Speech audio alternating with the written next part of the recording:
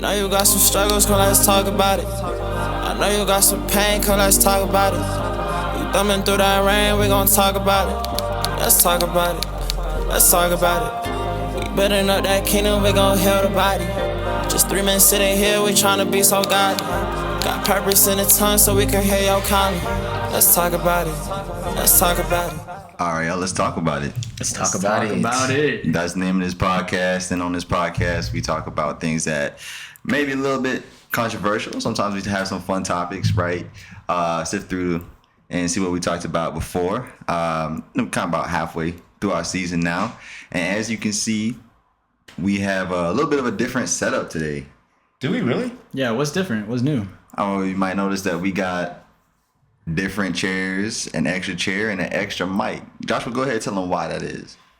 Oh, we do. As a matter of fact, y'all, we have a highly anticipated guest with us today. Word. We have a guest, somebody who, drum roll please, or should we say studio roll? Just kidding, don't say that, just kidding. We have somebody who is so passionate about making music for God. He has over 26,000 listeners on Spotify. He has over 22,000 Instagram followers, and he is passionate about sharing his word and his message about who Jesus is through his music. Please help me. Everybody stand on your feet now if you're watching this. Just kidding, you don't have to stand. Help me invite Mr. Kappa to the stage, brother. Come on in.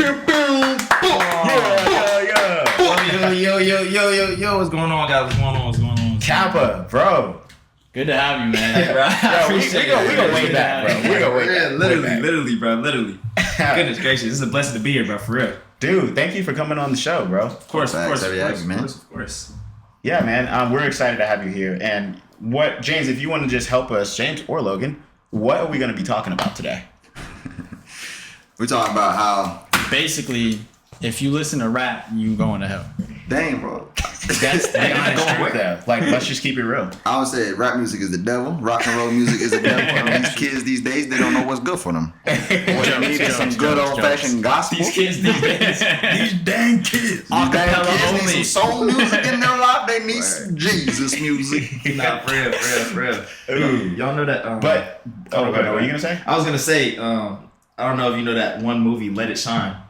Well, that's one of my favorite childhood movies of all time. Yeah. And basically, it kind of talks about this dude who was a busboy, right? And he was working at a busboy shop. He was working at, and basically he would go into these different rap battles. But his dad was a pastor, and his dad hated that he made music. Oh, right. He hated rap. He said literally rap music is for it's this thing that went viral on TikTok. Where rap is for the devil, literally. So that the fact that you guys with Chris, with Everybody Hates Chris guy. Yes, yes, that dude. Was he the pastor or was he the? No, he was the kid. He was the pastor's son. Oh, yeah, okay. yeah. And that, bro, that was one of my favorite childhood movies. But it was not my dad's not a pastor. My dad's just regular man of God. Man of God, bro. Great dad. Shout out to my dad. But it was just kind of showing kind of how, I guess, because he was people think that rap music is not of God and it can't glorify or God, that it can't be of God. Right, exactly. Yeah. But it's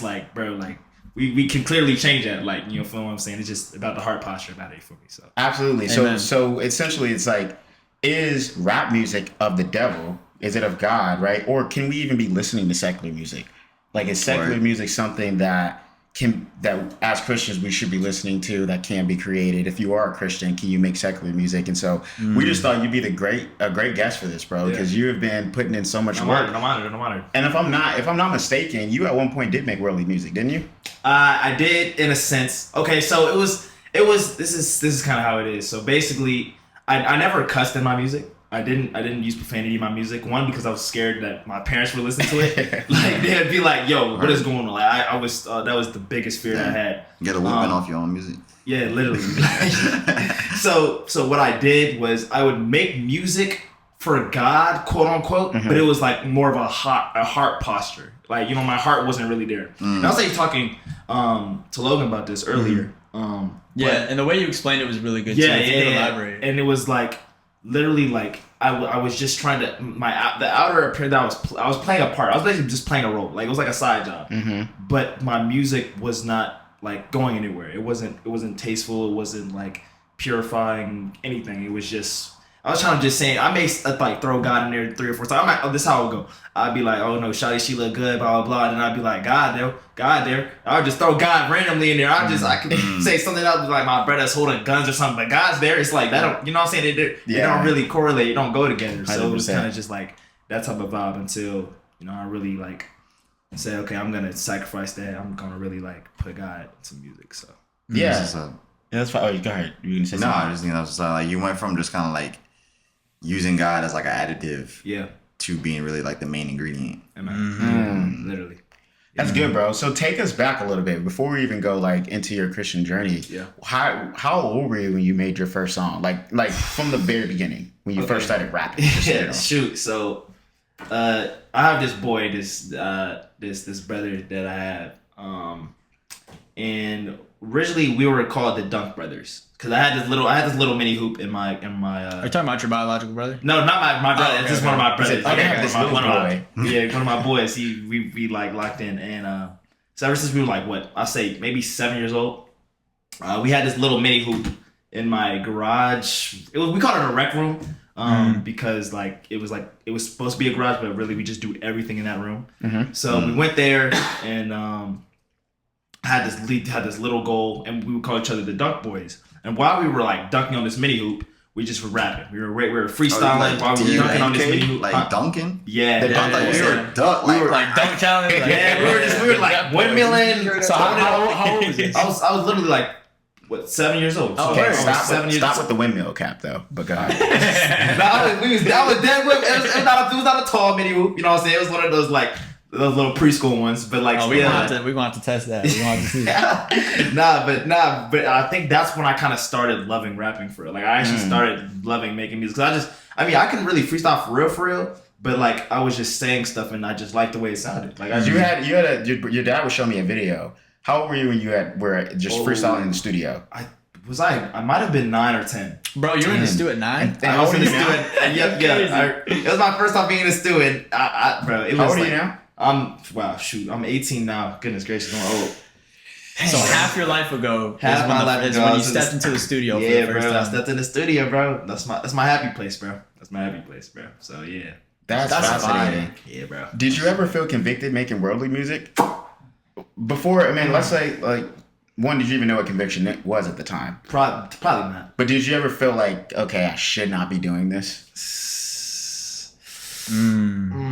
Did I ever feel like I shouldn't be doing?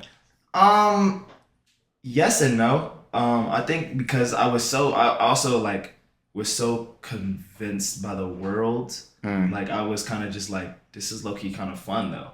Like, I enjoy doing this because it's more freedom, right? I get to kind of talk about whatever I want. Whatever. Who's gonna care? Like you know what I'm saying? Like that's what everybody listens to. It's like if I start rapping about this, like it's like who's gonna tell me that's not good? Like right? Because it's like there's so many more people that listen to worldly music than there are people that listen to Christian music. So it's like I'm gonna get a better validation anyways from more people if I just rap out something that's not godly, right? Right. When would you say those convictions started to develop? That's a great question. Shoot. I think over time, kind of like as I matured, like as I kind of matured through high school, learning some things about myself, learning some things about just the different people at school and kind of where that kind of leads you. Right. Like that path that leads you on is kind of where I was like, do I want to start doing, like, I was never a party kid. Like I was never a kid that got kind of easily just sucked into like the worldly things, but I wanted the worldly validation, if that makes sense. Like I didn't want to do the things actually, but I just wanted the people to know that, oh, I'm cool with you. Like you feel me? Like that Jesus stuff can go to the side. I won't participate in what you're doing, but that Jesus stuff that go to the side. Like that's cool. I still rock with you. You know what I'm saying? Like, you want like the emotional relational collection, exactly, but not the actual experience in itself. Exactly. Because I was just scared, bro. I was just scared. I couldn't get myself around it. I was just, I don't know why, but I'm glad. I feel like Jesus did that for a reason. Yeah, like, that's good. God was protecting saved you, me from so many things that I could have gotten, attached to, and I'm just glad that I didn't. But sometimes I do think about myself like, dang, what happens if I would have done that? Like, what happens if I would have actually experienced that? Like, how would that have felt? You know what I mean? Yeah. But it's like, it's kind of the same thing with music. It's kind of just like, if I would have kept going down this route, like, who would I be now, or what kind of things would I be into? You know what I'm saying? Because 100%. and I think as artist, money is like the biggest thing that plays. If there's a whole bunch of money involved, people are just gonna stray right there, like instantly. Like right, it's just the biggest thing that brings them. So who knows what different things that could have happened to me now with the money. I could have never found God. I could have just kind of just keep going on my own. Who knows the path I could have been on? You know what I mean? Mm-hmm. Yeah, absolutely. So what did you like? What did you listen to growing up? Oh, I listened to a lot of Kirk Franklin with my dad. Oh, what? Okay. Yeah, I listened to a lot. But keep it real too, though. No, that's serious. No, I promise you, I listened to a lot of Kirk Franklin. Mary J. Blige. Mary J. Blige. Okay, valid. Who else did I listen to? I listened to. I did listen to Juice WRLD a lot. Okay. That was my favorite artist. Really? He was. Juice WRLD. He's probably Sing a my lyric top right five, now. yeah. What's the lyric? Sing a lyric right now. Sing it right now. I'm gonna sing one that you don't know. All right. All right. So next question. No. Because he has so many unreleased songs. Yeah, he does. Yeah. And then it didn't bother me. And I can say that, and you know that on my gosh, on SoundCloud you can literally like search up unreleased Juice WRLD or unreleased artists. Unreleased songs, any bro. artist, Yeah, yeah. bro. I get paid in my. I told you. That's the hack, bro. Because there's so many hidden gems, man. money in my mouth. Bro, I was like a Juice WRLD, like Juice WRLD, no. You had like the 999 posters like on your wall type stuff. Oh, Nah, that's crazy. Yo, so what were some of the most influential secular artists that you listened to growing up? Yeah, not just the Kirk Franklin. You talking about Yeah, trying to look good. No. I did listen to Kirk a lot. Like, Okay. I You know what? I'll leave out secular. What were the most influential and impactful musicians that you listened to Just in growing general? up? In general, yeah. Secular included, right? Secular included? Yeah, included, Okay. but it doesn't have to be secular. What I listened to a lot. Like I said, I did listen to a lot of Juice. I listened to a lot of Soy Fago. Okay. I listened to a lot of who was that guy at the time? My gosh. Bro, I can't even remember his name. Your twin Lil Tecca? Rapper's name be changing. Like it's like so many numbers, letters, random things in there. I'm trying to remember. Oh, that was not mainstream, huh? You underground. Yeah, like it's It exclamation was more points, fun. question You marks. ever listen to Dro Kenji? You know who that is? No, not at all. Who's that? Okay, never Dro mind. Kenji? He kind of fits in that world. Dro Kenji. No. Yeah, but you Lil Tecca though, right? Lil Tecca, yeah, bro. The funny thing about bro, I get bro. Like if I get my I heard it. I was just gonna bro, sweep it under real quick. and like I look straight, like I'm like, bro, I get it all the time that I'm his lookalike, bro. Like, Nah, you're a cross between Lil Tecca and Keon Boom. bro. Funny. Literally, bro. What's so bro. funny is like I did a remix to Lil Tecca song, and I'll answer your question in a second. But I did a remix to Lil Tecca song. I think it was the Lot of Me remix. And then Oh yeah. Oh my gosh. 100 rounds. 100 rounds. Yeah, Was it yeah. 100 rounds? Maybe 100 something. I can't even remember. Yeah. That's good, bro. But anyways, like You know this song more than him. I'm like, yeah, heart posture. Nah, so basically, yeah, so I posted it. I'm not thinking much of it. I'm like, okay, shoot, like I'm just gonna do a remix, tell everybody about it. I guarantee less than 30 minutes of me dropping the real Lil Tecca comments in there. It's God rocking. Oh, he with did? this. Yeah, He said commented, it's God rocking. It's with God rocking with this. I remember Question that. mark. I was Oh, like, snap. what in the absolute world? And by the way, like, When I don't was even- this? Huh? This might have been like a year and a half ago. And, oh wow! So it was like an actual like godly remix. Yeah, it's God it was remix. He God said it's God Wow. rocking with this. It's God rocking with his question Yeah. mark. And I remember everybody flaming him. Oh my gosh, it was the funniest thing. They was like, bro, you Why? gotta capitalize the G in God. You gotta You lowercase G. Hey, better sit up straight when you drop Hey, it. literally, like, bro, that's me so, bro. I promise you, that's what I love about the Christian industry. Everybody got your back, bro. Like, everybody will, like, they can be famous, anything, but I promise, like, somebody will find a way to, like, really convict the person in a good way, in a spiritual way, right? To be like, okay, like, look at this or look at that different aspect of it. But yeah, but anyways, but your question, Logan, was, What are some of their influences in yeah, music? the biggest, goodness gracious, creativity wise, Michael Jackson. Okay. Wow, okay. Yeah, because I love his creativity. I love how different Michael Jackson really made. I mean, the king of pop, right? Yeah. I don't make pop music, but like the way that Michael Jackson to this day, he could probably get on a yeet beat and probably somehow kill it. Somehow. Yeah. You know what I'm saying? So Yeah. that's like the way you look at it, like, goodness gracious, like he can do anything, right? And that's the type of way I try to be. I want to be able Out to the do box. anything, right? Like you could give me any beat, give me any type of layout, and I want to be able to. I want to try to get on it. So I think that him musically, I listen to him a lot just to and just for the vibes, really. Also, who else? Run DMC. I listened to a lot of older art, a lot of older. I didn't when I was younger because my dad would play all the time in the car. So Right. he would turn on the radio, whatever. He like back then. My dad had this Honda Civic that didn't have like the Bluetooth connection to it yet, so you have to kind of like plug in USB? like the little not the DVDs, but the cassette tape. yeah, cassette tape. You have to plug them the things in. Yeah, so. We would just plug them to there, and we would just listen to whatever he had. So whether it was Kirk Franklin or Run DMC or Michael Jackson, those are the main people I listened to. And I didn't get a phone until my freshman year of high school, so I couldn't just put AirPods in or whatever and start listening to music, right? So it was kind of yeah, bro. I remember one time. It's so funny. I was getting on the bus, and I remember my grandma got me these headphones for was my birthday or something like that, and I didn't have a phone. I just had a laptop that I would use, so I'd put my laptop in my bag and leave it halfway cracked open, and have my plug my headphones into them and keep in my backpack and walk into the bus with the headphones while my laptop was playing the music from YouTube or something like that. And like when the laptop would close accidentally, like it would just shut off. So I was just kind of having it for no reason. that was the vibes for me with that. So you said something that's so powerful too, and it's one of the biggest differences that I noticed from secular music and worldly music is the Christian community.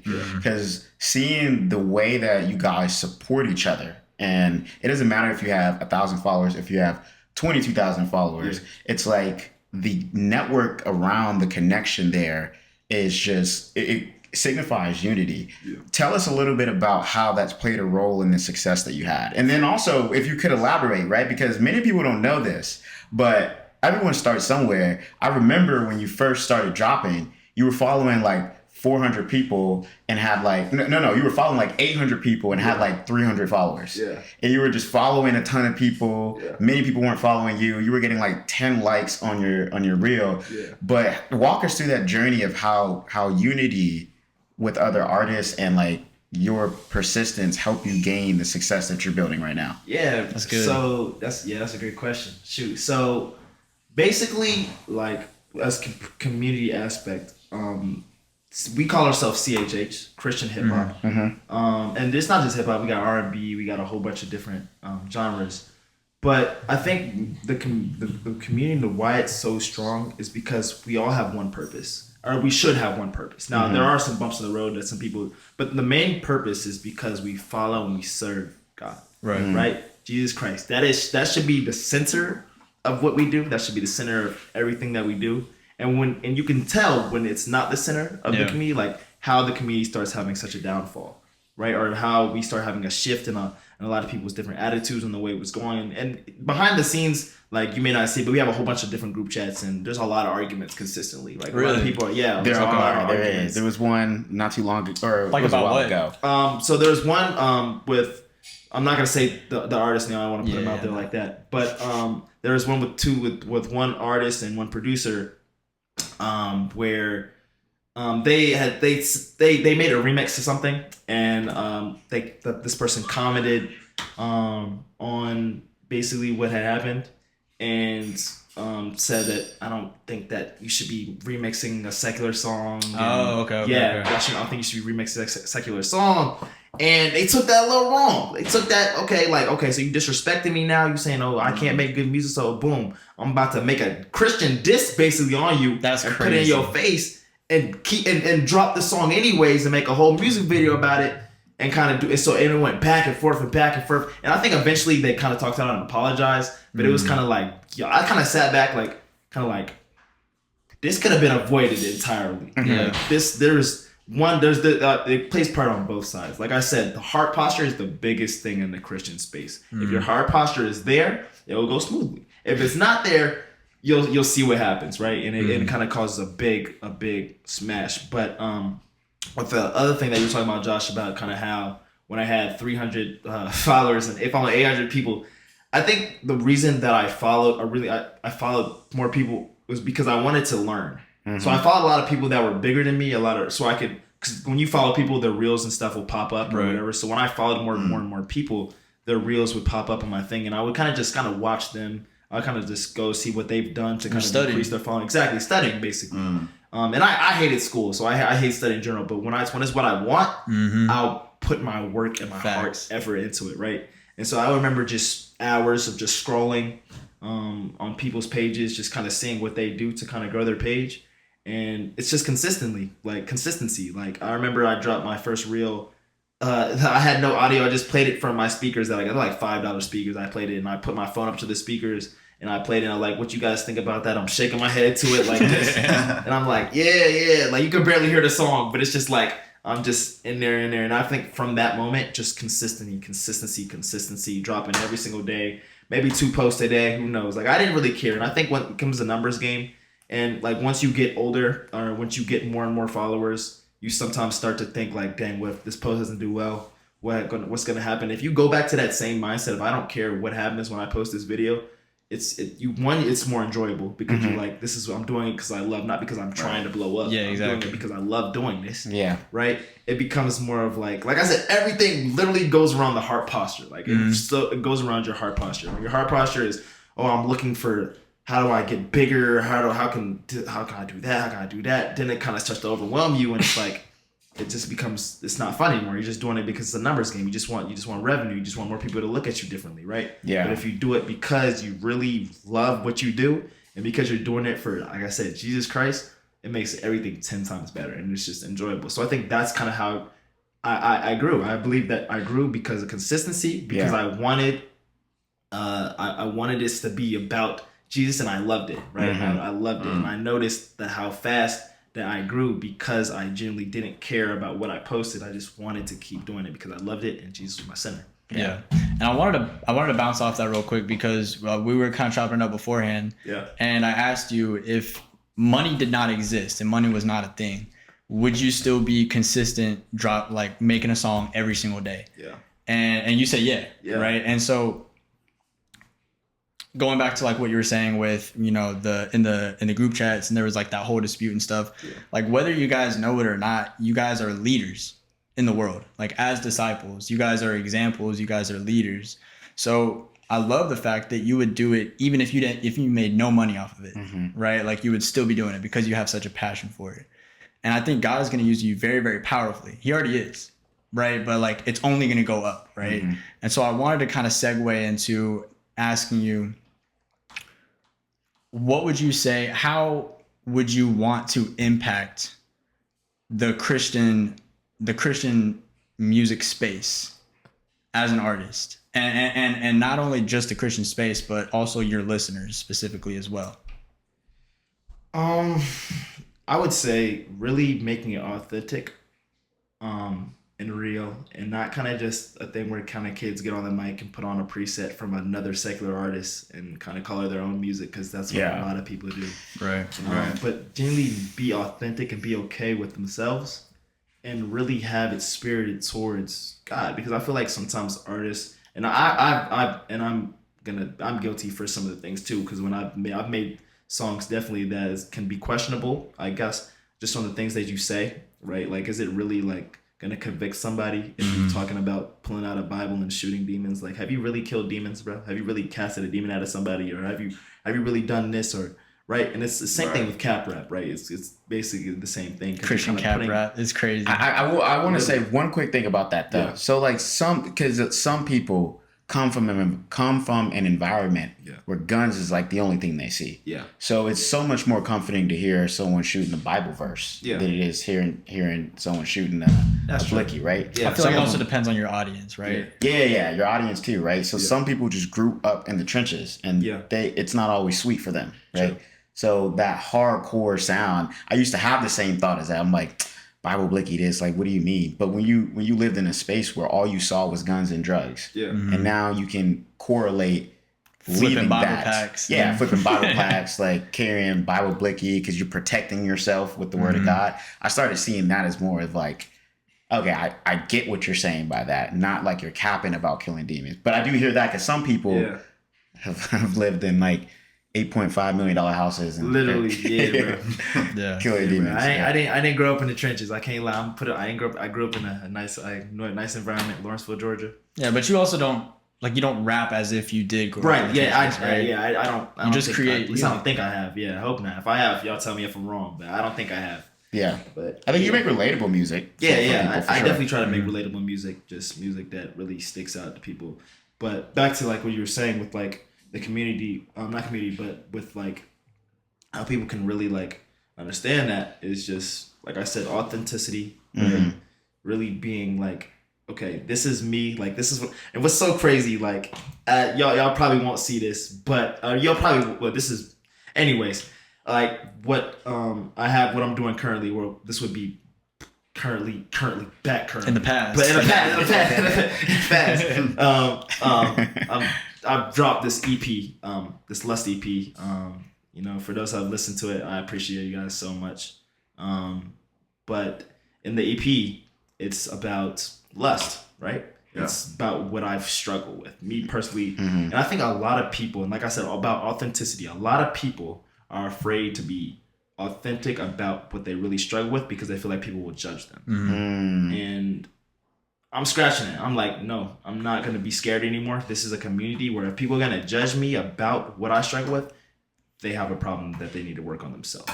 Facts. Because I'm going to be real here. I'm showing you guys what I struggle with. I'm showing you guys about how this has impacted my life and how I can share with you guys, and how maybe if those who are struggling with the same thing can really be like, okay, wow, like that's relieving to know that I'm not the only one struggling with this. Right. Like, that's relieving to be like, dang, like he's my age and he's like being open about this. Like, wow, that's comforting, right? Like, in front of thousands, tens of thousands. Yeah, exactly. At that point, probably millions of people. Exactly, right? Yeah. And that's why I'm so glad that, you know, I've dropped this, because it's like, wow, like who knows how many people could be really thinking about like, man, that girl who looks so good, or just like anything, just like whatever like their biggest struggle. It doesn't even have to be less. There's so many different struggles out there that people that are struggling with. But if more artists can be more and more open and serious about the fact that, you know, this is what I struggle with, or this is something that's going on, like how open it will really be. Because there's a lot of people that are just afraid to really see it. And I think that most people go to like the secular side because they're authentic about the things that's actually going on. Like, that's true. Whether it is like worldly, it's still true. Whatever's going on. Like I did this with this girl last night, or I just shot somebody. They probably did, or they probably, like, who knows, but they probably did some of that type of stuff. And it's like, oh wow. In the world, I can really, you know what I'm saying, like agree with that. You know what I'm saying? So yeah. Are we with that? Oh, my bad. Yeah. No, I was thinking, because once you say that, like the relatability, right? And with the music, and talking about how only putting like a positive image forward, right? But with secular music or worldly music, it's true to their life, whether it's good, bad, or ugly. And I remember we were having a conversation. I was overhearing you talking the other day about like how you wanted to move away from like the term like Christian rapper, right? Because people are kind of getting like exhausted from that. You talked a little bit about that, like what were we talking about then, and like what makes you want to like move away from that term? Yeah. So a Christian rapper, I mean, I think it's a kind of a label that's kind of stuck on us. Like, guys, we're Christian, we're just people that just make just Christian rap, right? Just each rap is just Christian, but it's like there's so much more that we can be other than a Christian rapper, right? Because we're not just rapping, we're also developing other people, we're also sharing our testimonies, we're also just being vessels, we're basically preaching, and it's just through our music, right? You know what I'm saying? So I don't like the term Christian rapper, right? I want, like I said in one post that went viral, that I wanted to be a vessel for him. I wanted to really be a disciple, a leader. I wanted to really just show like this isn't just about just me being a Christian rapper. This is me genuinely just. It's about you being a disciple. Exactly. Yeah. Right.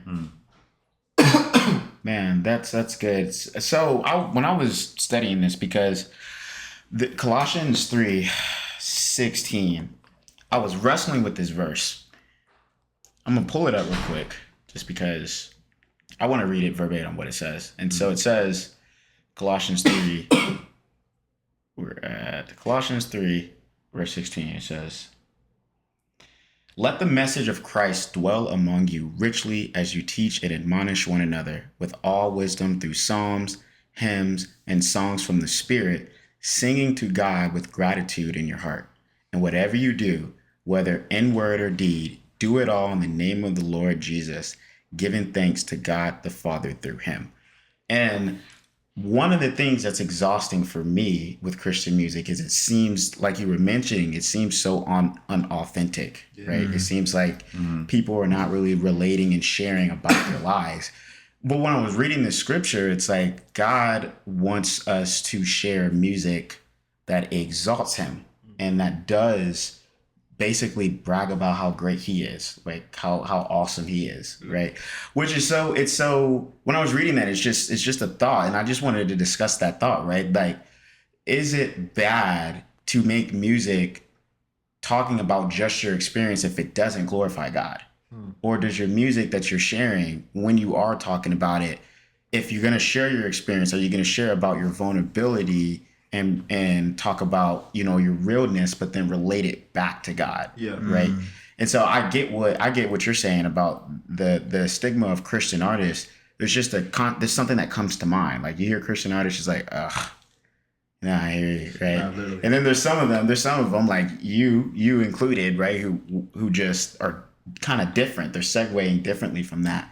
But I also want to, you know, really discuss that idea of, like, if you're making music, at all times, are you uplifting and glorifying God? Because just reading the scriptures, like, that's what he wants us to do, is to sing songs that glorify him, that uplift each other and really bring the praise to him. So sharing that scripture to kind of like discuss that, you know? Yeah. I think if you one of the greatest songwriters ever, David, right? Hands down.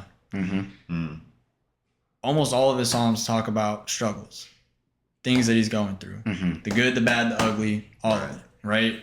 But he always ties it back into how God is going to carry him through it. Yes. Yeah. God is going to get the glory, right? I'm dealing with all of this, but God is good, right? And so I think you're right on, like, you're on point with it. Like, all creativity, if you're creating anything, like, you're creating it because God created you to create, right? So by that very nature, anything that you create should glorify God, right? And how do you do that? You be real, right? You be authentic. You talk about the good, the bad, the ugly. Yeah. But I think absolutely you always tie it back into, and God is good, right? Like, I'm dealing with this, God help me through. I'm dealing with this, God is great, right? This is going on, God is amazing. And I think if you stick to that, you can be real, you can be authentic, you can talk about everything, and people will feel that authenticity, right? But you always tie it back into, this is what we're all here for. Yeah. This is the point of all of this. I'm telling you I'm telling you about all of this because of him. Right? You do a really good job of that in your music. Like, that's why it's so easy to listen to, and it's so hard, because you're able to keep it so real and authentic, but glorify God in that. And one of the things in the Christian space that makes it hard, why, like, I think maybe you mentioned it, of why people go back and forth, or maybe it was you, about the secular world, right, is that a lot of Christian artists just do the aspect of talking about how great God is, which is not a problem. Like, God is wonderfully great. Yeah. But in your life, like, it's like, oh, your life is so perfect. It's like, it looks so great for you. Right. And the music sounds like, it's just, this is amazing. But you do so good at segueing your personal life into you making me blush, Brett. I think it shows on why you're growing so fast, right? Because you do that. You show the realness of yourself while then glorifying God. You're not just talking about how horrible life is. And you're not just only talking about, you know, the constant blessing that you're getting all the time. Yeah. Wow. You know? That's a blessing to hear, bro. That feels good, because it's like, that's my goal. My goal is not trying to, like, just show people, like, hey, like, I can rap, I can do this, I can do that. But it's just to show, like, what I love, number one, right? And just be real with people. Like, just show the realness in the music, show the realness in my everyday basis. Like, literally, how I make a song is depending on whatever the beat that I sent. Like, I'm like Lil Wayne. I don't know if you know what Lil Wayne is. If you do, everybody knows Lil Wayne. I'm tripping. But, like, Lil Wayne doesn't. I don't know if you know, like, one of the most well-known rappers ever. But he's my inspiration, though. But what Lil Wayne does is he freestyles all his lyrics. He freestyles all his songs. He doesn't write. ever. And that's me. I never write. I can't write. If I write, I mean, I got to see this in person, Really? bro. yeah, like I don't write. I can't do it. I don't. It's almost impossible for me to write. I mean, it's not impossible. Like I can write it down, but it's like it's no difference from me. Just whatever the first thing that comes to my head, Yeah. I'm gonna start writing about it. So literally, it could be I could have a conversation with my dad. He could bring up something, and whatever my dad had just brought up, I would go upstairs and I'd be like, I'm just gonna freestyle about this or rap about it or whatever, or just based off what the beat. I can hear a beat. And based on whatever the beat sounds like, I already have an idea of like what I'm gonna say. Like it would just the flow will kind of just come off of that, and I will just try to see, okay, my heart, how can I fit this into something that someone would just enjoy listening to? That's glorifying God, and that's kind of how one of my biggest songs blew up, Moda. If you haven't heard it, go check it out. It's fire. Shout out Emmy Moore, because Emmy Moore. Oh, actually, not Emmy Moore. My bad. Emmy Brookins, because she just got married. So, Hey, man. shout out to her. And she because did, yeah. She was Congrats. one of the biggest like people that basically gave me a chance out there, because she's a Christian influencer, and she had like she has like what 2 million maybe on TikTok now. Wow. And she was just like, if you guys haven't heard like Christian rap, like you guys gotta get onto it. And back then, like Christian rap really wasn't big at all. Like really, because of her post, like she low key kind of boosted Christian rap up by like a big ton because of that. And she played my song out loud, which I remember one of my homeboys hit me. It was like 11:30 at night. One of my homeboys hit me up. He was like, "Bro, have you seen this? Like your music's blowing up on TikTok." I was like, "Huh?" So I went to my TikTok and I looked at the video I posted. I had like 300 views. I'm like, my TikTok is not blowing up. I was like, "What are you talking about, mate? 300 views is a lot, but it's not a lot on TikTok, bro." It was like, "No, like Emmy Moore." I was like, "What are you talking about?" So he sent me the post. I went to it and I checked. I was like, "Yo, what? That's my song. I made that." And I had made that song. I remember because I was going to class, and in our bell schedule. This was when in high school. Just graduated. All glory to God. Thank you. But in our classroom, we have like 7 minutes to get to class. So it was like in between those 7 minutes, I'm like, bro, I'm outside PE class. Like there's a hill right there. Set my phone up. Let me just make a reel real quickly. I don't care if people walking past me. I really don't care. I promise you, like I was on like an iPhone XR at the time too. So the lighting, the quality was not the best, but the song was good. I guess the people loved it. I wasn't really thinking nothing of it. It was just like a weekly song that I was gonna drop, and I remember people just going crazy like, "Yo, this junk is so hard." This was on Instagram, and I was like, "Okay, maybe this is fire. Like maybe I'm messing with it. Maybe this could really do something." And then I get Were they non-disciples saying like? I really don't know. It was just people that may have followed me on Okay. Instagram. I hope they were. If they weren't, then I hope they got to know Jesus from that song. But literally, I remember like he sent to me. I listened to. I was like, "Yo, like the video is blowing up fast." I think now it has probably like 1.7 million views on TikTok. Wow. But I remember just getting that notification and saying like, "Wow, God is like moving." And I don't know if I don't think I was a disciple at the time I made that song either. Okay. Like I was studying. I wasn't a disciple when I made that song either. But it's a song called Moda, and it's about God being my motor, like my motor, and to keep me going throughout the day, to keep me pushing through, to keep me focused on like Him, and it's just like that song. I guess the realness behind it. It's also catchy, Motor. Yeah, it is. I care about the Care whip About on Whip it, on you know? Man. Yeah, like it's a very catchy song. But it's just the meaning behind it, and I don't think some people may not understand that, but because like in order for me to really get through the day, like I need to have God with me. Like I literally have to force myself when I don't want to, Chandler, get in your word so that you can have something to give me energy. I don't rely on coffee. I rely on Jesus Christ. Like that is my motor to keep me going. That is my energy. That is my coffee, right? That is what allows me to keep going. So it's just that song, like when I think back to it, like when I wasn't a disciple, what was really keeping me going then? Because if it wasn't God, what was it, right? Was it the people? Was it the sanctuary of just like, oh, you're gonna be a big artist one day if you keep moving? Was it just like, oh, that type of feeling? Or like, so sometimes I think back to like what really was keeping me going, because if it wasn't Jesus, like what kind of was it? So yeah, but Wow. Yeah, no, that's fascinating. That whole journey. Just watching that, you encouraged me to be more consistent in posting. Yeah, bro. I remember you coming up to me at church and like I had no idea who you are. I just started coming around. Like yeah, probably a couple months after I just started coming around. And I remember you coming up to me and be like, yo, have you met Kappa? I was like, no. He's like, you haven't met Chandler? I was like, no, I have no idea who's that. He's like, bro, listen to this. He like showed me the song and I was like, yo, that's hard. That is Josh. Listen to this. I was like, yo, that's hard. He's like, your dad was with us. That's what it was. Your dad was with us. You did the same interaction, but you were like, bro, your son is going to be huge. You were like, your son like literally inspires me to get back. Like, and then we started hopping in the booth. Then we started. We got something, bro.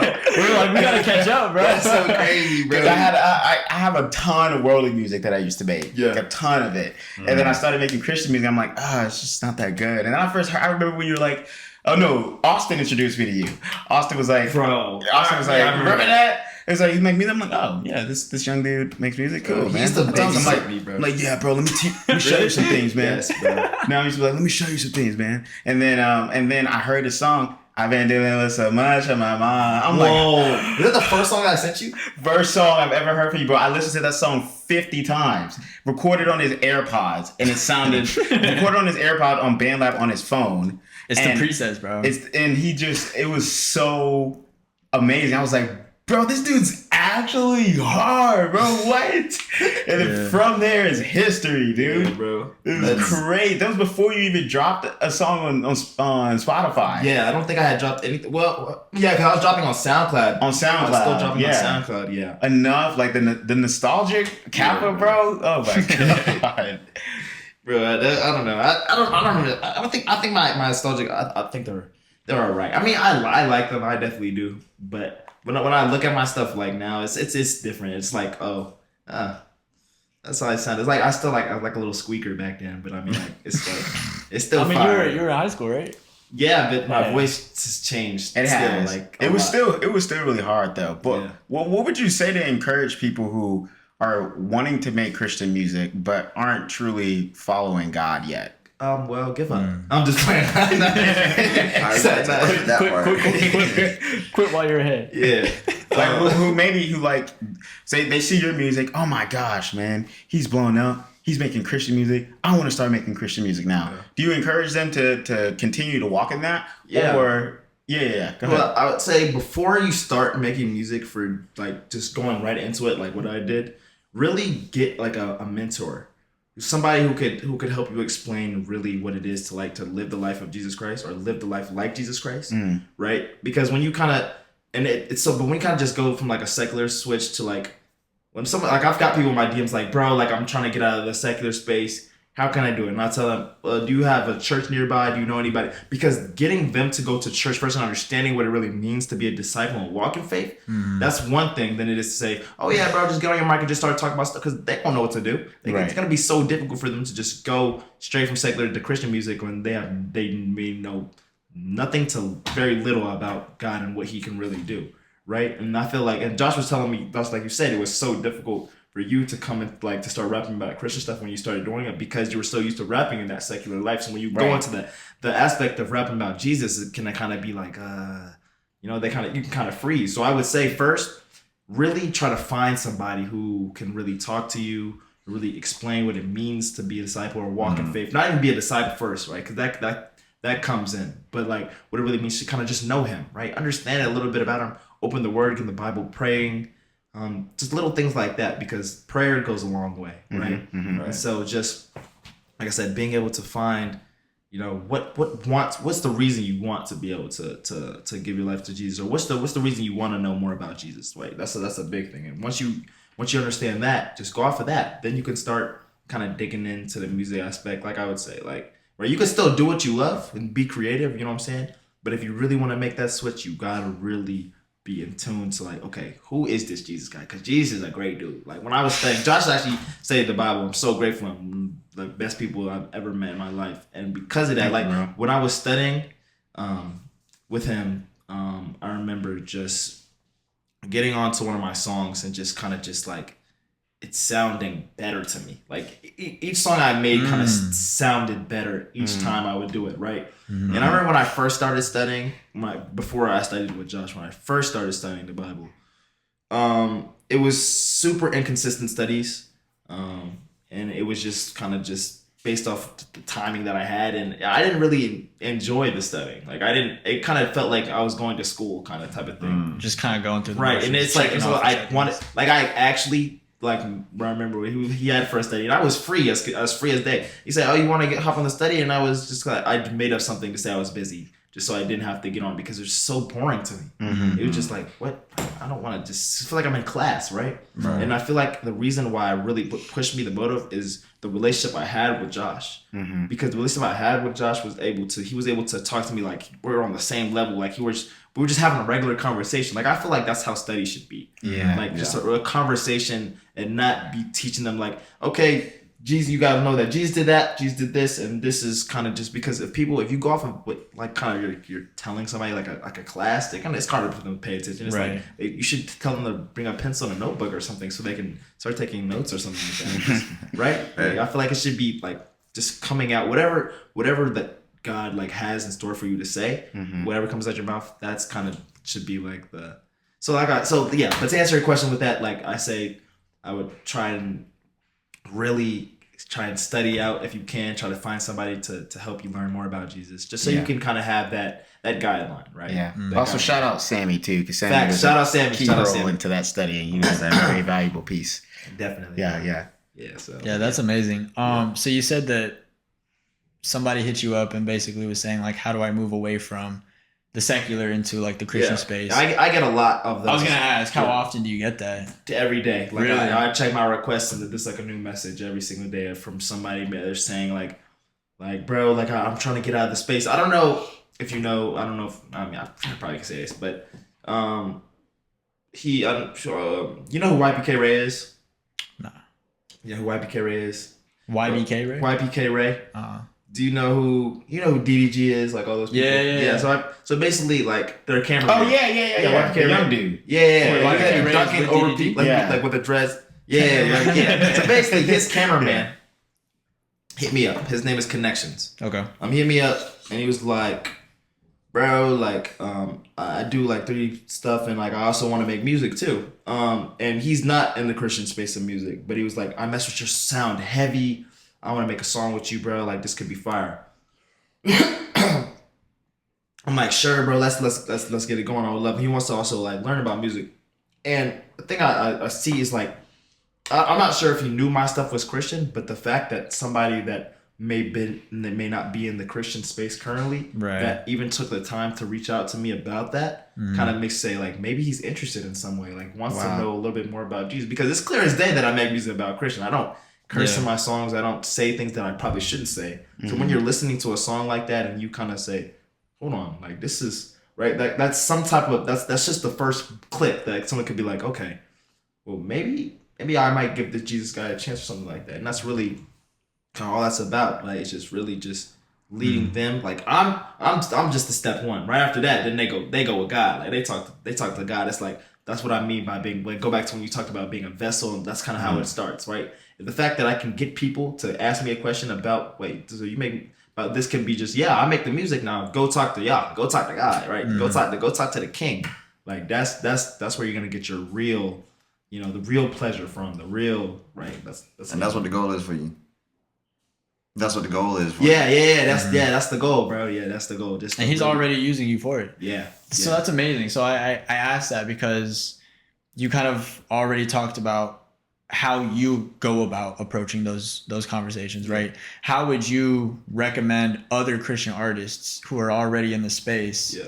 How would you recommend that they go about that? Because I'm sure if people are hitting you up, people are hitting up other artists as well with the same kind of thing. So how would you recommend they go about navigating those conversations?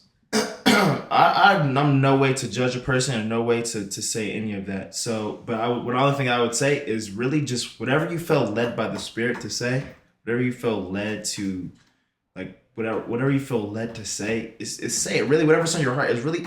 And oh my goodness, that brings me to a great point.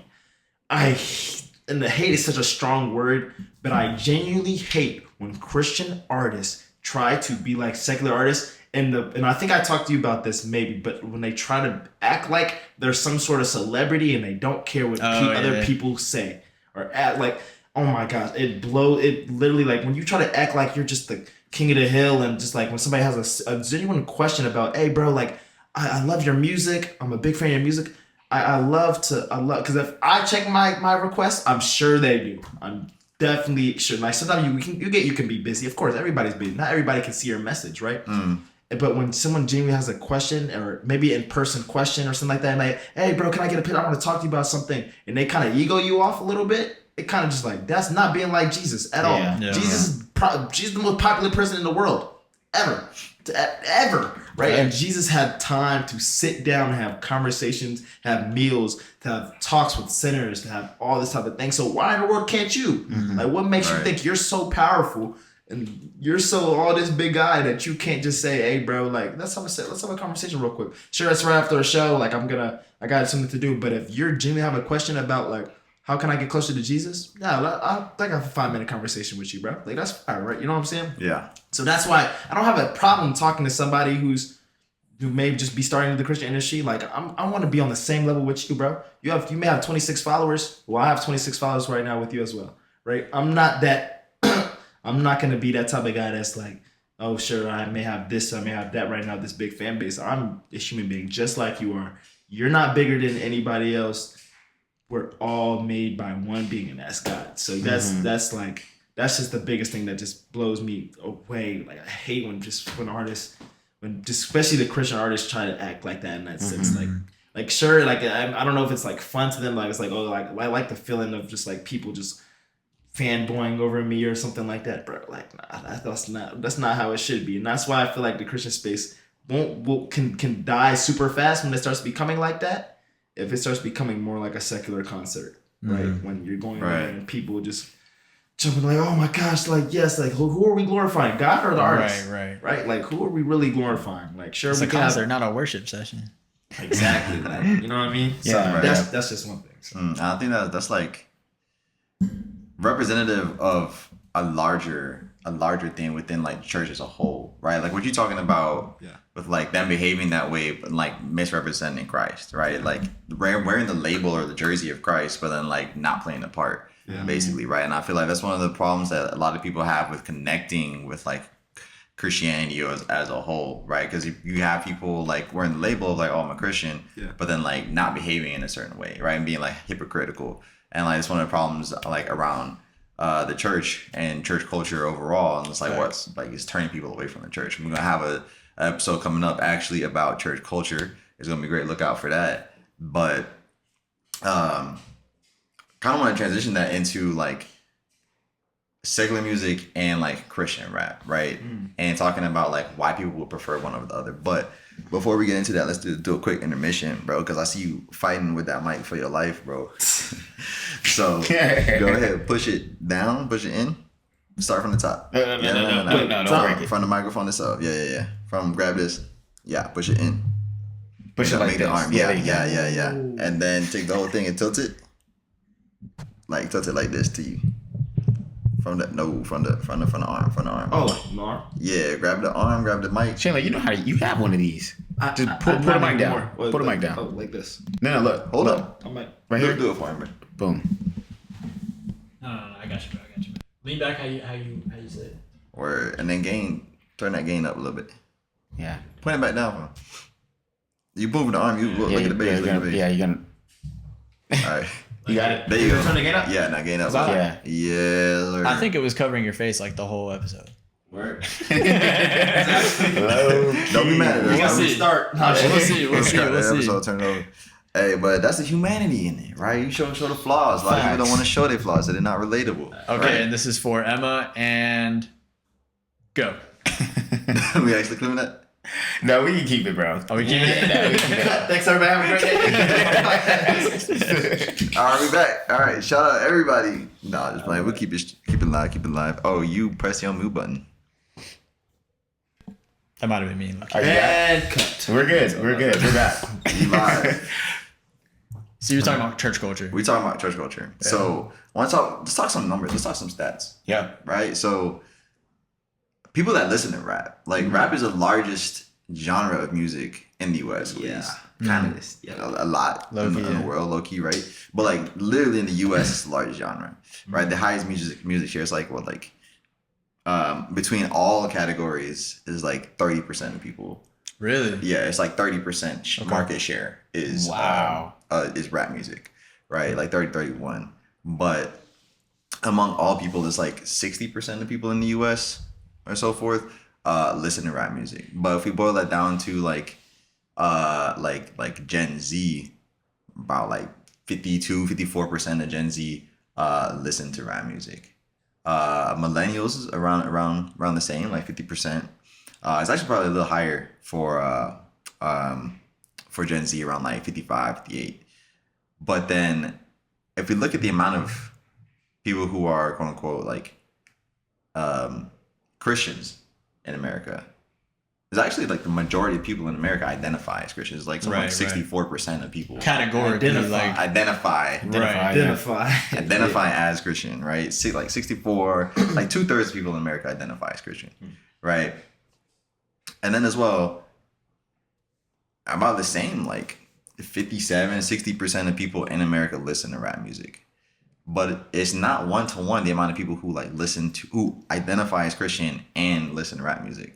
And like rap music, like a lot of people listen to rap music. A lot of people in America are Christian, but not as many people listen to like Christian rap, right? Like, I think among like Gen Z is somewhere around like 48%, right? So you got like close to 60%. They listen to Christian rap? Yeah, listen like Christian rap. Okay. Yeah, so you have like 60% of like Gen Z like listening to rap, but then only like 48% actually listen like Christian rap. Okay. Right. And you look at the numbers of like how many people percentage of Gen Z, and it's probably like lower, right? Because like it's starting to like fall off in a way, but I feel like there's more of a rise coming up, where like a lot of people are like starting to transition, starting to like hit that wall, and like they're starting to realize like they need something more out of life, right? They need that relationship with God, and like they're trying to they're searching for that, they're searching for purpose, they're searching for fulfillment somewhere, and the place to get that is Christ. Yeah. And so that might tie into like why a lot of like artists are like trying to move out of that space. But what I want to ask you about is the disconnect. Like, why do you think it is that like a lot of people just across the states like listen to rap music and identify as Christian, but even those Christian people are not listening to Christian rap? Because I think sometimes it can sound better in like a sense. Like I think that some secular artists just have like that gift, like of just making really good music that are really nice, that sounds really good, and you can't knock it. Like it's really creative For sure. You know what I'm saying? They're very, very talented, right? And so I think that talent like comes a long way in that sense, and people kind of like hearing stuff that kind of, like I said earlier, that is maybe relatable to them, like when they're in the world, and maybe like relatable in that sense. And it's like, yeah, I'm gonna keep listening to that. Like that stuff is fire. That stuff is enjoyable. And I think when it comes to like Christian rap, when it comes to that type of music, it's like it can sound good, but I think so that it depends. That's why I think that the beat also matters too, because the beat can really impact an entire song. Like when people think of Christian rap, they have like boom bap rap, like, you know what I'm saying? Like it's not like here's the go. Let me tell you about God. Like that type of rap. You know Mr. Kenny. I know Mr. Kenny. Yeah, like that type of rap. Like the people like go to like no shade, Mr. Kenny, no shade. Don't come after me. Like no shade. But it's like when you bring on like a different type of beat that's like hard, and you can like mix that into like with like Christian rap, then that's when people kind of start shaking their heads. But I think because people don't really know about us that yet, really like the underground scene of Christian rap, of kind of how like it can kind of change. That's why people kind of enjoy that secular type of stance more. And a lot of Christians listen to secular more. I feel like Christians listen to secular more. I don't know. Maybe, I don't know. I do think that would I say there's more talent in the secular space? Like just raw artistic talent? I would say so.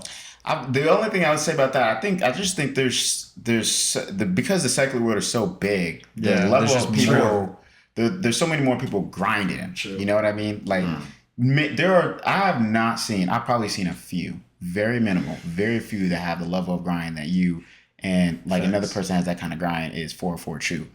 Like, Bro, I was just with you earlier, bro. We was in the stew, bro. Like relentless grind. I mean, song after song after song after song. There's not a lot of Christian artists doing that.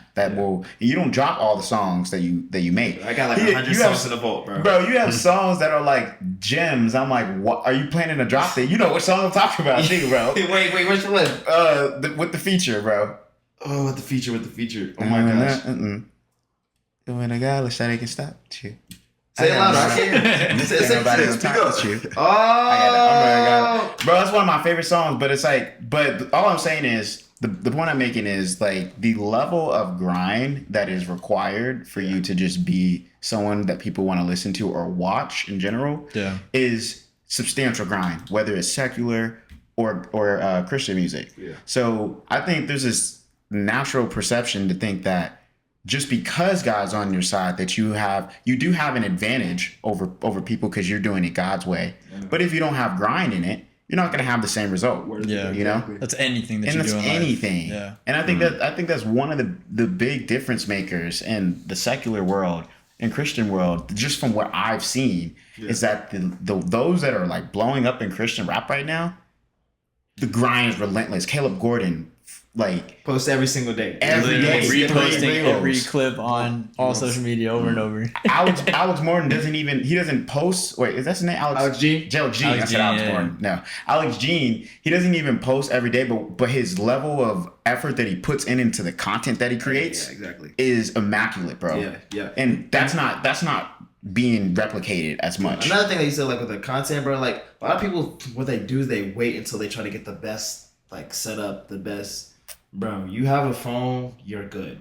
Like, you literally just need your phone and just make a whole bunch. Like, you could just make a whole bunch of things. And when I kept doing that, and then when I got to the point where I could get a camera, I got a camera. And then my content started going up even more because it started getting more professional. But you don't need the best setup in the game. You don't need the best camera. You don't. All you need is yourself, your authenticity, your hard posture, right? Those main 3 points, and you got it, bro. You just continue and just keep going. Like, don't stop. Right? That's what will get you to like a level where like nobody can touch you if you could just keep focusing on that every single time. Wow. Amen. You said like you feel like the talent just in general and the secular music side is higher. I mean, when I look at SZA, when I look at Drake, like granted they're older, but when I look at like those type of people, it's like some of the things that they can say, like their voice, the way they, and a lot of it also comes from like their engineers. They have like top of the key engineers, top of the producers, right? So it all comes to the play. Like I feel like if some Christian artists had the type of producers, and I feel like there's a whole bunch. Shout out I Project, by the way. Shout out Samaj, people that have made beats for me. Like those, like I feel like, and Chucho, another one. Goodness gracious. Those are some of like the best producers I've heard in a long time. I guarantee if they were in the secular, they would be up there with some of the best. Metro Boomin, I guarantee it. Yeah. But the reason behind it is obviously they're choosing the narrow path. Right. Because they're on the narrow path, they may not be where they really could be, but they're doing it in a sense for their life because they want to spend eternity with Jesus. And I think Metro Boomin also did something like said something that I went viral, like I need Jesus, something like that. Mm-hmm. You know what I'm saying? And so God's moving in that God arena. God is definitely moving in that space. So I definitely think that if my dream would be if everybody made music for Jesus Christ, everybody just like Drake somehow found Jesus, everybody just got into the concerts with we would have to like have 2 stadiums connected to each other if everybody like made like just it'd be like a big realm basically of just like everybody just worshiping and just making music. Heavenly like concerts. That, What the concerts are like in heaven? It'd be fire. Concerts in heaven gonna be lit. Yeah. That's your favorite rapper though? Drake? Yeah. No. I'm about to say you dropped him twice now. It's like when Perry comes out here, talk to Perry about that. He'll go hours and hours about Drake. Okay, so I actually wanted to kind of segue into what do you think about listening currently to secular rap? Like, do you not? And how do you feel about, like, is it okay? Is it not okay? Is it a problem? Like, what are your thoughts on that? Okay, I'm iffy about it. Like, okay, I occasionally, like, if I'm in a car with my boys and, like, somebody plays on, like, a song that I know, like, I'm gonna sing it. I was just in the car and we were just listening like with this Lil Yachty strike like I missed it. Strike. Like that song is just so catchy. It's to listen to. It's like, man, like the song sounds good. It's fire. But also when you kind of go into like what he's talking about for real, you're like, should I be listening as a disciple? Right? Should I really? Is that gonna be like good for me? Right? Is that gonna be? How is that gonna like impact like my walk? And some people may not struggle with like with like whatever. Like I personally, music doesn't cause me to struggle. Like that's something, but I know music impacts a lot. So you do listen to pretty much. Not a lot. I don't really just listen to my own music. I just get my files and just listen to my own songs most of the time. But like if I'm if I'm in the car and I'm playing it, like I won't be like turn this off. I won't be like I don't want to hear that none. Like my dad's like that. Like a lot. Like sometimes when I start, like when I play, she'd be like, no, I don't want to hear none of this. I don't want to hear it. Turn it off. And I'm like, all right, Dad. Like I'm just, you know what I'm saying. But it's kind of just like maybe it's like something that causes him. Sure, something that he just doesn't like hearing that it's not pure. It doesn't glorify God, which is I definitely can't knock it because it doesn't glorify God. It's not talking about anything positive, right? Right. So in that sense, I would say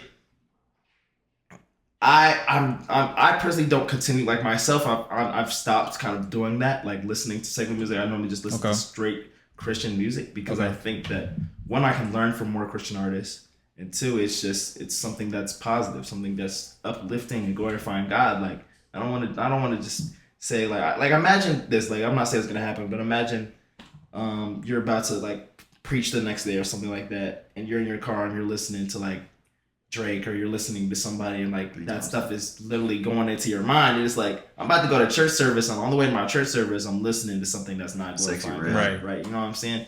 And I feel like definitely falling victim to that for sure. You know, I mean, everybody has, right? Everybody has, and it's kind of just like, how can I change that? Like, so you know, I mean, if you listen, I'm not gonna knock. I'm not gonna say, bro, like I don't like you. If you continue to listen to Christian music, because maybe it's like. So you don't think that there is like a hard line of like right and wrong, or do you think it varies person to person, conviction to conviction? I feel like at the end of the day, God is gonna have that conversation with that person. Maybe like because like I said, it's a heart posture. If your heart is truly fixed on Jesus, then you would probably not listen to secular music because you know how negative it really is, right? You know what I'm saying? But at the same time, it's everywhere around us. It's kind of God. I feel like God. I hope He wouldn't just like say, "Oh man, you have some music that's not glorifying me in the car. Oh man, you're not a disciple in my eyes, right?" It's kind of like that. And if he is like that, then gladly I'll stop. I'll probably break my speakers and just listen to like listen to the sound. Listen to the Bible. Listen to the Bible thing all the way everywhere. The Bible app, yeah. But you know, I would say.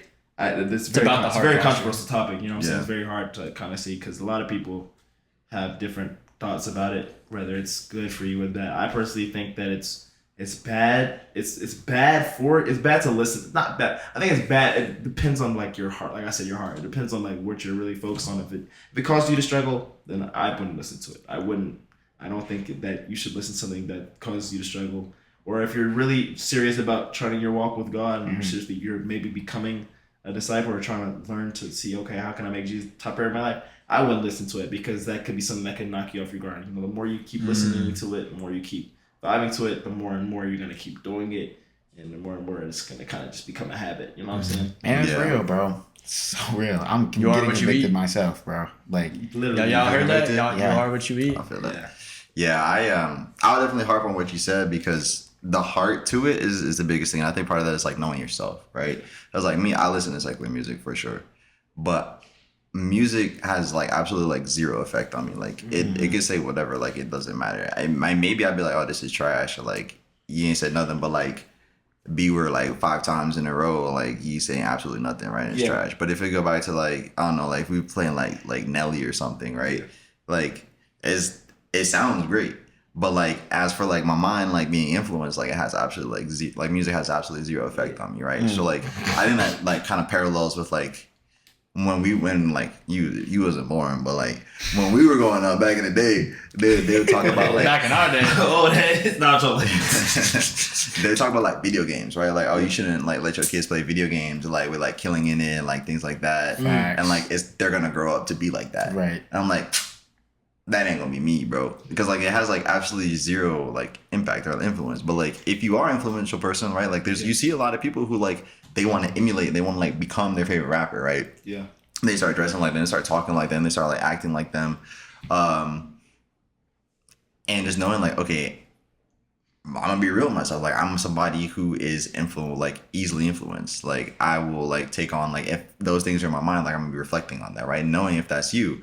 And like to what you were saying, like Jesus said, like if you even lust after a woman with your mind, you've already committed adultery with her, right? If you murder your brother like in your mind, in your heart, then like you've already murdered him, basically, right? Like if you have anger towards him, like a violent thoughts towards him, you've already murdered him, basically. Yeah. So it's like if listening to that music like takes you to that space, right? If you just broke up with your ex and you're listening to like Eminem, right? So long, you did me so wrong. I don't want to go on living in this world without you. You know that song? Nah, I don't know that song at all. Okay, well, anybody who knows Eminem knows that song. Yeah. And you know the word that he skipped. Yeah. Right. And you're like, so in that song, he talks about like dragging his like ex like out into the woods, basically, right? Okay. With his daughter there, right? And he's like, it's okay, like me and my daughter coming back are gonna like come back, but like you'll be in the trunk, basically, right? And it's like if you go through a breakup and like you're playing that and you're vibing with that and you're like like this speaks to my heart, that's the issue. That's the issue. And I'm like, I really bummed with Eminem, and like I'll hopefully like he healed and like got through like everything that he was feeling there. But like as somebody like anybody in the world, like yes, tons of people could relate to that during that point in time, but that's not something that should be like sat in. That's something that should be healed from. Facts. Word. That's so real, bro. Because it's like for me in my instance, the reason why I feel convicted about it is because I can go without listening to music at all. I can do that. I like listening to podcasts. I like listening to YouTube videos, things like that. But when I get in my emotional state of some form, right? When I'm getting into my anger, YoungBoy plays. Like, but then the thing about playing YoungBoy is like I can only listen to about one or two songs, but it's the fact that I desire. Yeah, like it's like the fact that I desire to listen to those one or two songs, right. Or if I'm in a very emotional state where I'm just like in pain, I'm listening to people talking about pain songs of not overcoming the pain, right? Just enduring the pain through drugs. And I'm not going to go do drugs. I'm not going to go kill anybody. I'm not going to go do any of those things. But my heart wants to sit in that, in that moment, and I feel that's the dangerous part is allowing. That's where it becomes wrong, where you allow yourself to commit sin. Even for the small things where like you're not actually committing the act, but your heart is committing the act. Right. So I feel that. So it's like, like what you're mentioning, is there a gray line? Like, I guess it really just depends on who you ask. Like some people is yes or no. And like you were saying, it's like, where are you at with it? You know, I think for me, it's probably a no. I deal with the fact that like, if I don't listen to, sometimes I'd rather not listen to anything. Right? Because I can only listen to so much Christian rap for a while, right? No, fact. Like me and my barber would just talk about it. Literally, I can only listen to so much. For like after that, bro, I'm just like, okay, I know I can't listen to what I want to listen to, but I want to though. You know? Yeah. Yeah, I think like I'm not gonna say like I think I'm more along the lines of like I think it's just wrong. I think it just is. And I think deep down, like, I think if every disciple is honest with themselves, they know that it's wrong. And I think it's just a matter of not wanting to admit that and give it up. Because I think at the end of the day, like you actually are what you eat, right? And that's not just food. It's like whatever you consume, right? Movies, TV shows, music, like everything. Like you're putting something into your soul, whether we know it or not. Everything that we put into our soul impacts us and influences us, right? And so like we had a brother get up on stage and preach recently, and he was kind of talking about how whatever you put into and consume, like you meditate on. If you watch a movie, sometimes you'll think about the movie and you'll think about movie scenes, right? Yeah. When you listen to any type of music, right, do those lyrics pop into your head randomly throughout the day? Right. I would say, yeah, for most people, sure. right? Yeah. And so it's like, that's a form of meditation. You're meditating on it because it's popping back into your head. So it's like, what are we meditating on? Right? Like, I think it was Galatians or Ephesians, but there's a scripture that talks about meditate on what is good, what is pure, right? What is righteous, right? And Yep. I just think that if you're putting something into your soul, you will inevitably be affected by it in some way, shape, or form, whether we know it or not. And so I think it's just important that we're intentional about only putting in our souls and our bodies and consuming what glorifies and honors God, right? Even if, and then if like, you know, if you're like, yo, I'm tired of listening to Christian rap, then pop on a podcast, bro. Yeah. You know what I mean? Like, you don't have to go to the secular music. Yeah. I think it's just a matter of cutting it out, right? And pulling that, ripping that Band-Aid off and just cutting it out. I feel you wholeheartedly on that, because when I would go on fast of like, and including not listening to any secular, and my connection with God was so peaceful, when I then go back to it, it's like all of a sudden these difficulties to connect with God start coming again. Right. Where I have Unnecessary conflict. Unnecessary conflict. I hear that. I definitely hear that. Yeah. That's real. When I was studying to become a disciple, this is back in 20s, and like I was like sick, quarantined, like I had COVID, and like my body was doing weird stuff. Like, I tested negative. COVID? Huh? You said I tested negative, but like, oh, okay. That maybe had like some side strain or something. It was like body was doing like crazy stuff, and I'm like laying in bed, like cold sweats, like feeling unwell, and like playing music. I think I just like hit play on like my Spotify, and there's like a Lil Uzi song came on, and like I don't know, I was like feeling worse inside listening to it, and like I just like had it, and it was like stuck in my head, and I was like, well, like shut up, man, like shut up. So I just like create like a gospel podcast, and then like I like had to like play that to like fall asleep during that time. And I was like pre-becoming a disciple, like I knew I was like wrestling with like a lot of things during that time. Like yeah, I'll just like leave that on repeat just to like have comfort to be able to fall asleep. Wow. That's crazy. That's God. Yeah, that's so crazy. I mean, we could even get into like the scientific principles of like frequencies and like how it affects your cells. Yeah, for sure. Right? Like, yep. You speaking a bunch of negative things, like you're speaking death, right? Right. If you're rapping along to it or like just vibing with it, you're coming into agreement with somebody speaking death over you. You know what I mean? Right. It's like, it's not 100%. speaking life, right? And so your body is negatively affected by negative things being filled inside of your body, right? And so I think it's just like, and I think if we're honest with each other, like, I don't know. I think it's not good. I hear you, bro. I think it's not good. Yeah, no, I hear you. Our flesh feeds off that. Yeah. Like our flesh craves that negativity. Yeah. We just want negative things. We want that. And that's why it's so easy to continue to listen to things, because it's like it validates the way that you feel instead of giving you a reason to go to God. It gives you a reason to say, I can feel this way. Word. Yeah. Yeah. And pulling onto that and going back to, you know, the dang, did I just lose it? Pulling back to yeah, thank you. It's just it's back. It's back. It's right there. Gotta catch it. What I want to talk about is the industry, right? Because we were talking about like the talent pool within the Christian rap, but maybe they don't have that, because we know. I could think of like, I'm not gonna name anybody, I'm not gonna sound anybody out, but people who like, you were like, why did this person blow up? Like, this person is on every radio song, but they absolute trash. Like, industry plans, this and that, like no talent at all. Yeah. Like, surely there's people like in the Christian space, but like they're just not getting discovered. They're not getting the resources. Yeah. And I actually have I know you have a song quote that you shared with us, I think the last time that we recorded, young boy quote. Oh yeah. I don't know if you want to drop that or not, but I can drop that bar. Yeah. Okay, so but I want to talk about like the industry itself. Like, you always see things about like, oh, like this is a satanic message, or like you play the song backwards. It's a spell to the devil. Lil Uzi Vert. Right. Yeah. You say that 6 times in the mirror, the devil gonna come out. Right. Like Beyonce holding up this satanic symbol. You play her song backwards. It's a satanic ritual. Like all that crazy stuff. But like, do y'all feel like there's an underlying thing? And like, what I want to hit on that is Kanye West. I'm not saying Kanye West is that. Let me just drop it real quick. Kanye West. I just wanted to put Kanye's name on it. Nah, because Kanye's so hard. you bump with Kanye hard? Yo, I love bro. He got a lot going on. I don't know.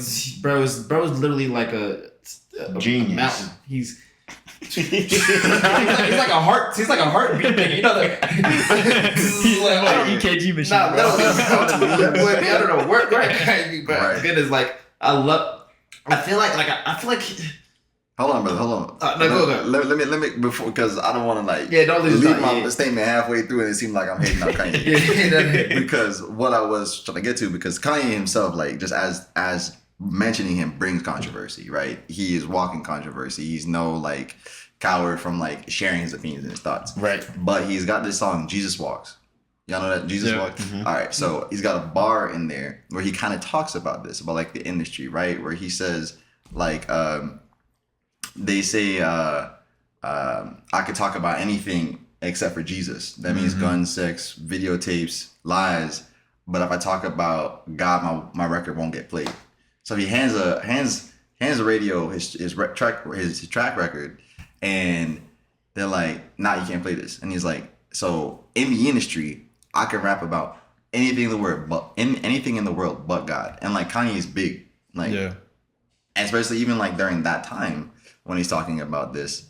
And it's like, if somebody who's a big celebrity in the industry can't talk about God, like, is the industry anti-God? I think the industry's handcuffed, bro. And you said the industry handcuffed. Bro, I think they're in handcuffs. I think we're in handcuffs in that industry that you're talking about.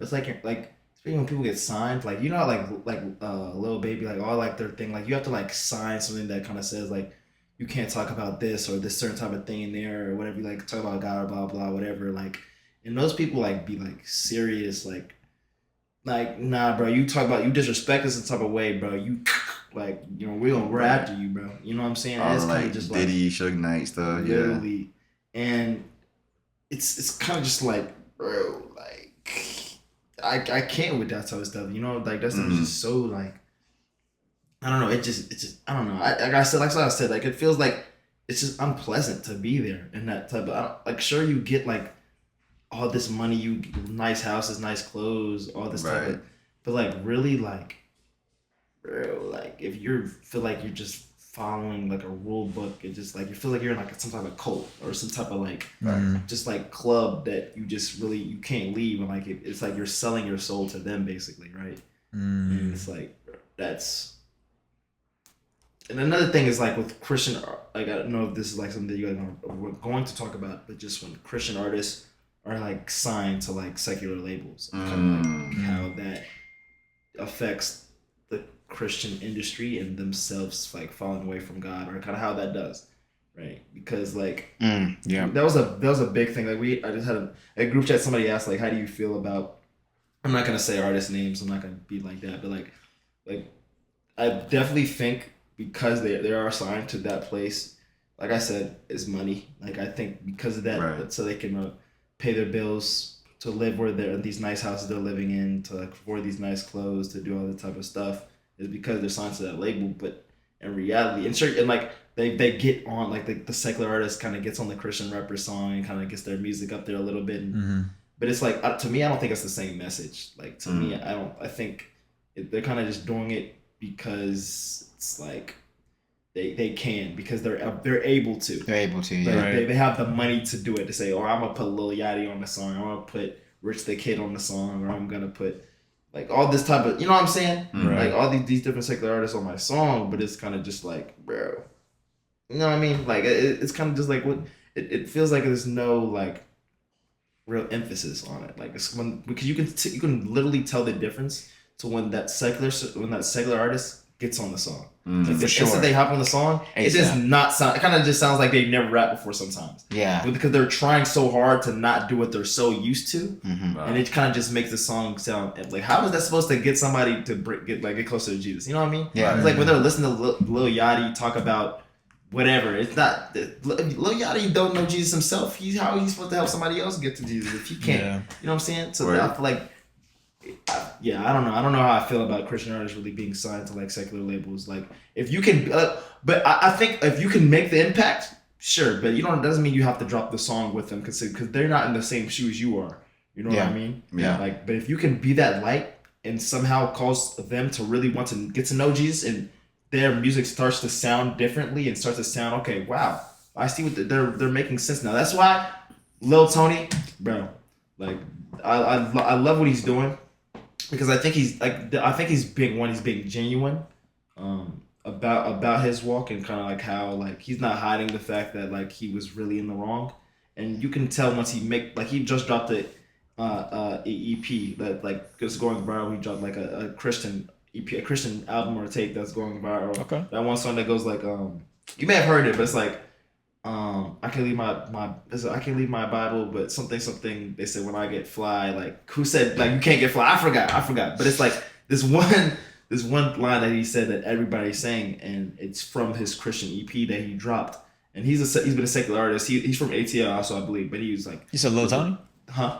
You said Lil Tony? Lil Tony, yeah, he's from ATL as well. Yeah. And he was like in the trenches, and he was like explaining kind of like how like the switch from secular music to this Christian spaces, and you can see he's not going to like other secular people and trying to bring them. He's going towards like the people that already know Jesus. Like, he's trying to go to people that people are afraid to go to for help. Like talk to Bryce Crawford, or talk to all these other people, these mentors, like I said way earlier, like these mentors for help. And I feel like if you're going to the Christian label or whatever to like be a mentor and really not kind of just do it because of the money, right? And you really have like the hard posture behind it, like sure, that's fine, make a difference. But it's like, don't let them impact you to where the fact where you can't, you lose your insight on what it really means to be a disciple, and you lose your insight about what it really means to follow God, right? So I want to hit on the question that you just asked a second ago, but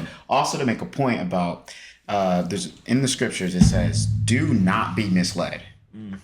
Bad company corrupts good character." Period.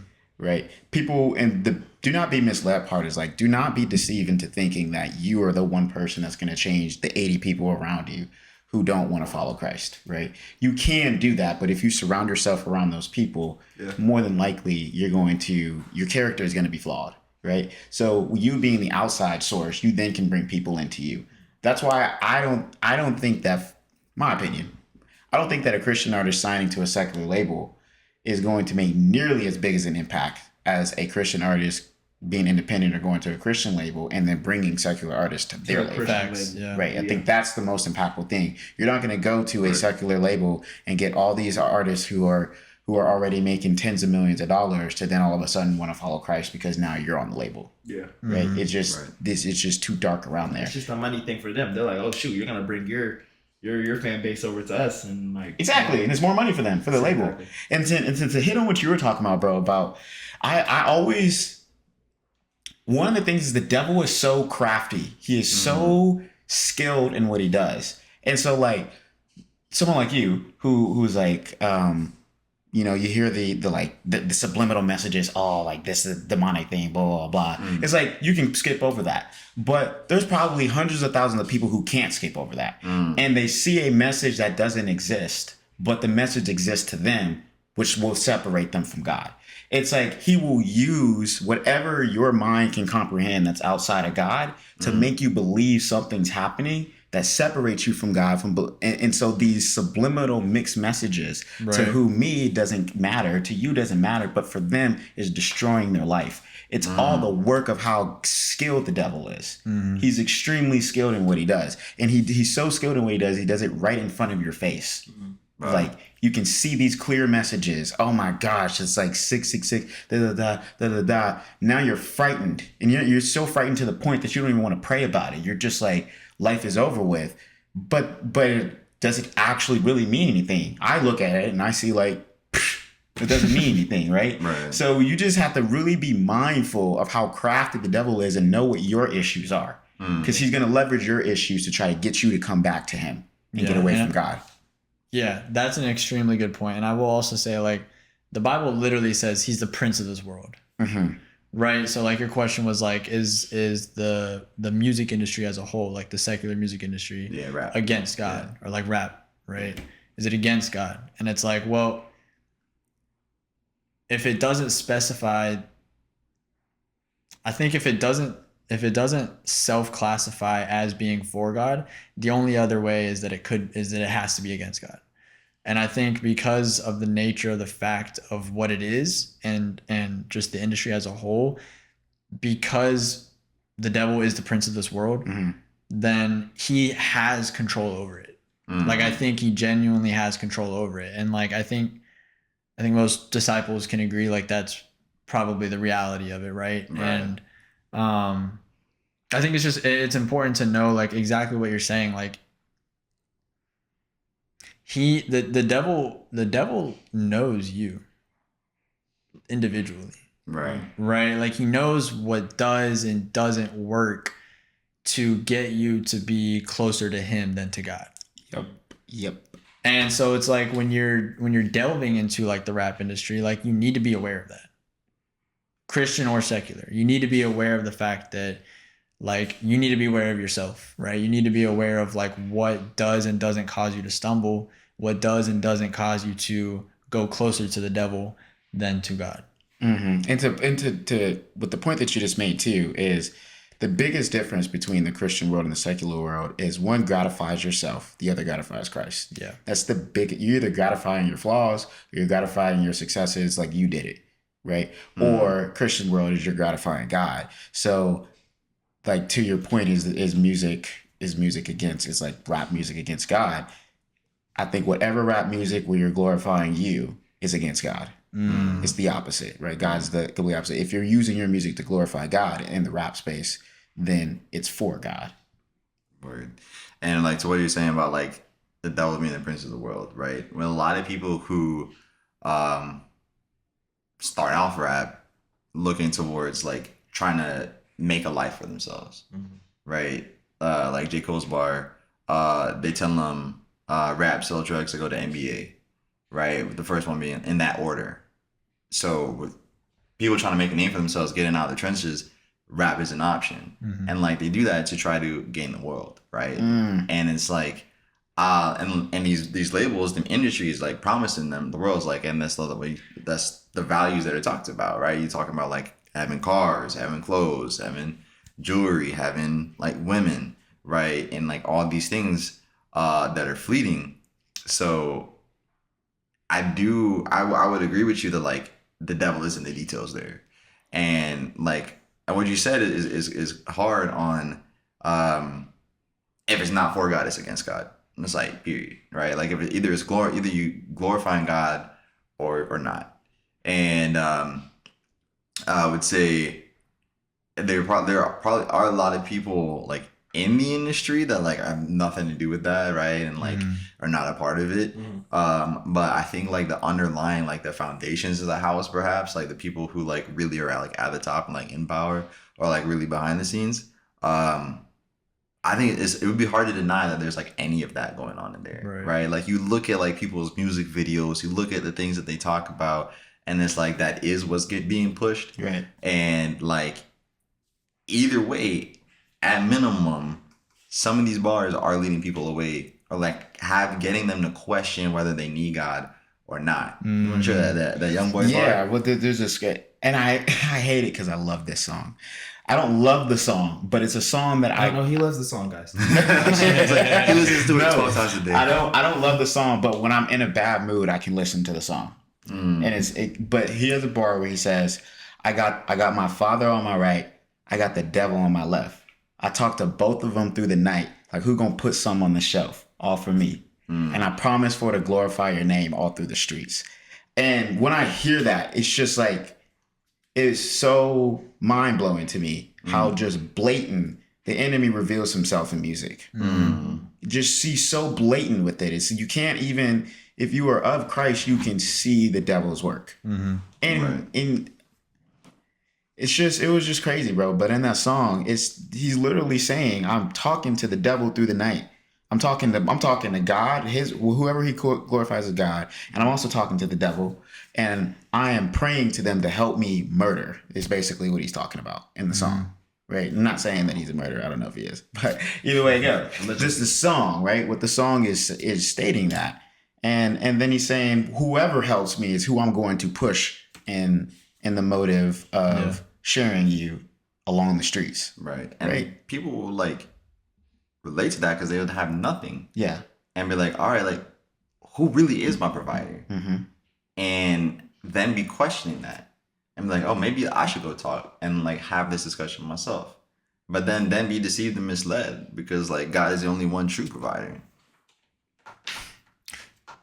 Yeah, it's such a good topic. It's such a good topic because we could probably talk for like 5 more hours about all of this. Not literally. No, we can, but it's been I mean, such a great conversation, great topic, and man, we really appreciate you, dude. Bro, I appreciate you guys, bro. For real, it's an honor, like just being able to be on here, just to be able to just be real and just be serious, just like for real. you know what I'm saying, just be open, like just give me a space just to where I could just yap and you guys like listen. Like I can't do that at home all the time. And you guys listen. Literally, bro. So real quick though, just tell the people who you are, your apps, how they can find you. thanks. My name is John Doe. You can find me. I'm just kidding. My name is Kappa, bro. Kappa, Kappa, with an exclamation point at the end. I'm 18 years old. I'm a Christian independent artist. You can follow my Instagram at heavenlycap, HVNLYKAP. And my number, if you want to hit me, is Force. No, I'm just kidding. But yeah, bro, that's where I am. And feel free to shoot me a DM on Instagram, whatever it is. I'll be more than happy to answer any questions that you guys have. And you guys, bro, I appreciate you guys. You gotta do your big thing, like y'all. We appreciate you, man. We want to have you on for a fact. I would, but you were and guys, we're gonna drop all his handles in the description as well too. So y'all go follow him, comment, subscribe, all that good stuff. Give him a listen for sure. Word, for sure. We'll put all the information out. Don't let the conversation stop here though. We'll probably keep talking about it. If we miss something, let us know. If there's anything that your opinions on whether or not rap music really is the devil, let us know. If you got any conspiracy theories about some song that people should listen to backwards and don't do that. Anything like that. Anyway, if you want to talk about it, let's talk about it. You can catch us in the next one. I'm your co-host, James. I'm your co-host, Wisdom with Josh. I'm your co-host, Logan.